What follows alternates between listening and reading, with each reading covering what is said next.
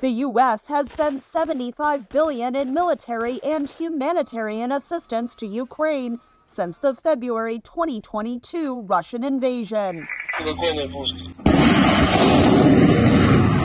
Lawmakers are trying to work out a larger deal securing Republican votes for passage of $106 billion in national security funding that includes $60 billion in aid for Ukraine. But U.S. lawmakers have gone home for the holidays and will not approve a deal until at least early next year. Both Democrats and Republicans understand that there's more work to do to pass legislation protecting America's security and the security of the Western world. Republicans say U.S. domestic security on the border must be a priority if the U.S. sends money overseas. But immigration is one of the most difficult issues in American politics.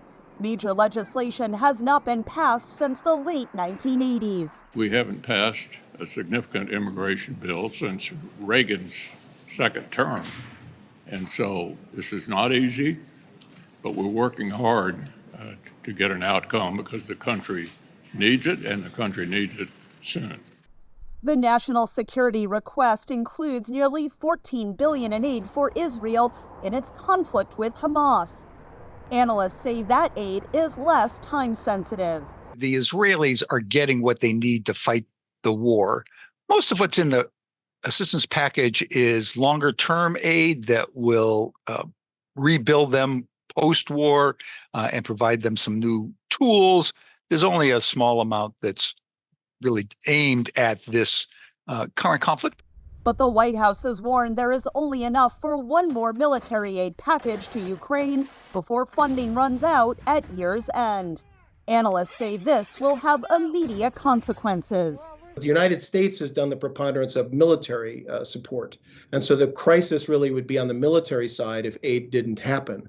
And in those two dimensions, the positional warfare that requires a lot of ammunition and supplies, and also the protection of the civilian infrastructure through air defense.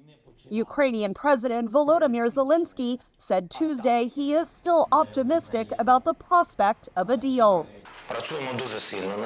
We are working very hard on it. I am sure that the United States of America will not betray us and that what we have achieved with the United States will be fulfilled. U.S. supporters of Ukraine say the West's failure to send aid to Ukraine will hand Russian President Vladimir Putin a victory. On Tuesday, he said Russia would never give up its claim on Ukraine. This is what everyone in Ukraine, Europe, and the USA, everyone who is aggressive toward Russia should understand. If they want to negotiate, let them negotiate. We will only do it based on our interests.